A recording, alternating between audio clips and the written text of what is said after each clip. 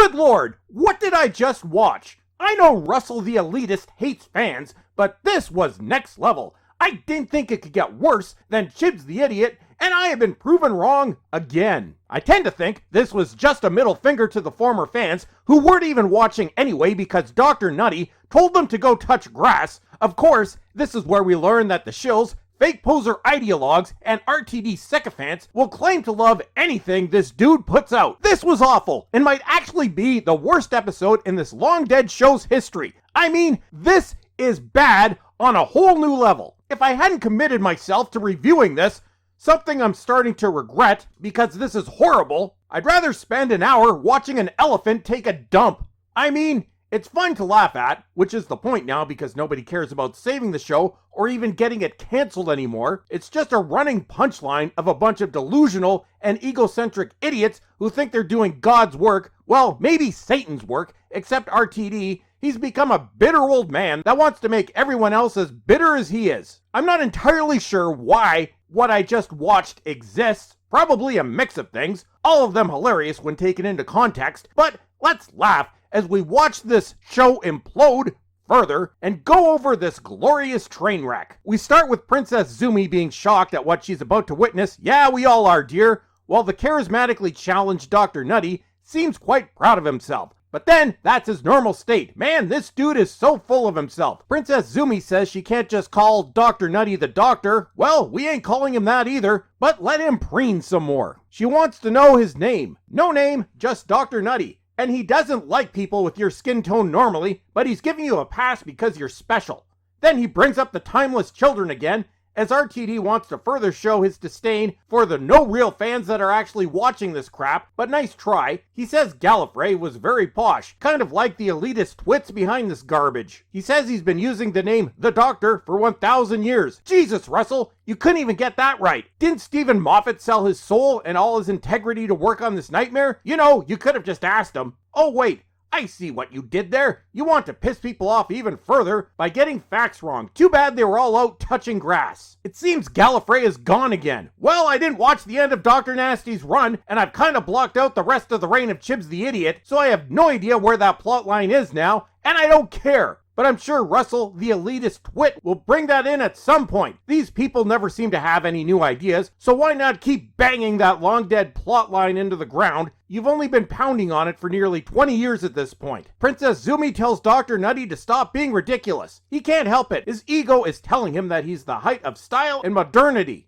Makes sense, I guess, because modernity is proof that hell exists. Next, we get a trip to laughably bad CGI land, and I see them checkboxes in the effects department have been doing their best work again. Then we have a discussion about killing a butterfly, and how that's impossible. Then Princess Zumi kills a butterfly. Really, Russell? How clever. Nobody saw that coming. You wanker! And then Princess Zumi turns into whatever the hell this is supposed to be and starts talking like a Zoomer, meaning her programming took over. She talks about accusations and being generally terrible. Typical Zoomer talk. Then Dr. Nutty brings the butterfly back to life because he could do that sort of thing now for reasons I don't care, and the butterfly effect is erased, as the losers behind this think that it will start a discussion among Doctor Who fans about the butterfly effect. But too bad you don't have any fans left. It seems Dr. Nutty forgot to push the butterfly compensation button. The what now? Actually, I don't care. Let's just move on so we can be done with this. Then we land on a spaceship, and what is about to happen must be seen to be believed. I hear you saying, nothing can surprise us now. This show has been at peak terrible for 6 years.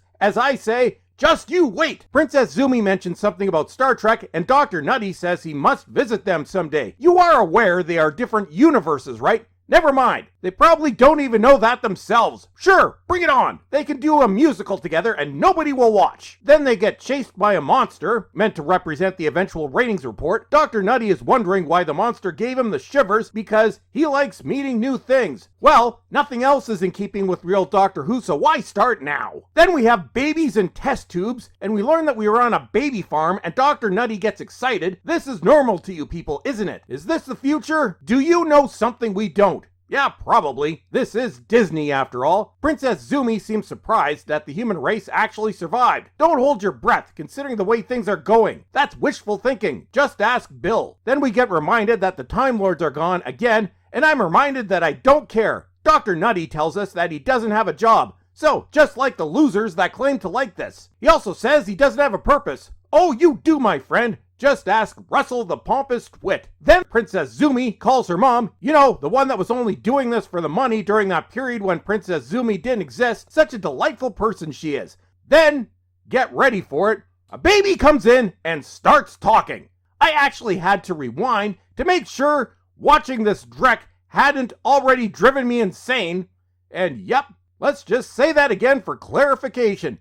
RTD's season premiere, you know, the one that's supposed to attract viewers, well, let's be honest, it probably isn't, as RTD seems to be doing this out of spite, is to bring in talking babies. Then, as the reality of the situation hits me, I start laughing so hard I can't breathe. It seems there are no adults around. Sounds about right. Zoomers want to be rid of everyone that's managed to hit puberty, so it makes sense that this might be our future. Then the talking babies multiply, and it seems they think Dr. Nutty and Princess Zumi are mommy and daddy, and honestly, I think any normal people watching start to feel a bit uncomfortable at what they are seeing on screen. Anybody remember Baby Geniuses? That movie that's been relentlessly mocked for decades now? Yeah, that's their brilliant idea. As RTD the bitter twit seems hellbent to give us the worst show of all time. I know, dude, but come on. Talking babies? Your brilliant idea is talking babies. Congrats, Chibs. Even you couldn't come up with an idea this stupid. I find myself wondering how the RTD sycophants are going to claim this is a work of genius. And following the loser's playbook, they refer to it as fun. Kind of like the Marvels. When something's so bad it's next level bad, they call it fun. Oh, you had explosive diarrhea and didn't make it to the toilet in time.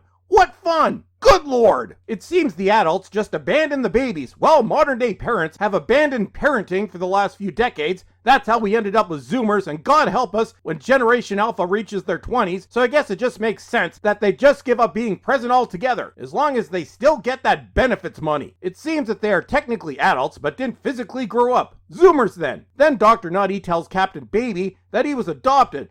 Okay, time for a drinking game. How many times can RTD bring that up in every episode? We get it, dude. You hate the former fans. You know, the ones that made your show a success. We get it. Now move along. Then Dr. Nutty starts telling Captain Baby how awesome he is. No, I'm not making that up. This is a scene that actually happened. Next, we learn that the computer is their nanny. Yep, definitely in keeping with the future of humanity, and this is followed by blowing snot. Then the babies get scared of the boogeyman. They don't like the boogeyman. Well, I don't like this. It seems the pressure is building up in the ship, and Dr. Nutty says the result will be a baby boom. Whatever, just go on. I really want this to be over. Next, Dr. Nutty starts building up the arc of Princess Zumi's origin story. Whatever, I'm sure we'll have something to do with white dudes are bastards and the source of all evil. Can we please just move on and get this over with? Then we learn that their nanny is actually not the computer, but a real person, and this whole situation is the government's fault. Gee, Russell, I wonder what political party you might be referring to here. I guess we'll never know because it's a mystery. Then the show turns into a diatribe about refugees. You people could at least try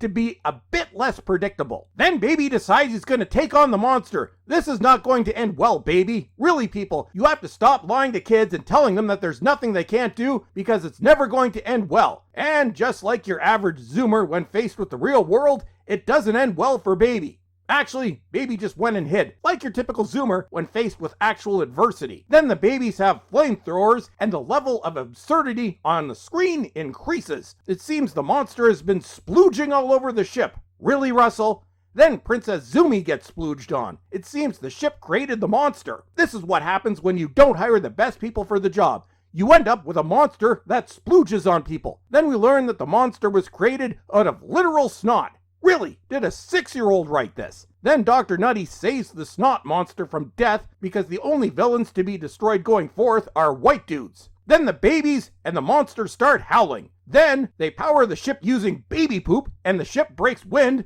Yeah, that was written. Then Dr. Nutty gives Princess Zumi the TARDIS key so she can join him on his adventure in degeneracy, but we learn that they can't go back to the church where Princess Zumi was born. Why? I really don't care. I'm just glad this is over. But then, it's not because they dropped 2 turds at once, and this is just the first. And if you think this is terrible, things turn up a notch with the second turd. So I'll see you for more unintentional comedy, and God help us. And that's it for today. Don't forget to follow me on X, and until next time, suck it.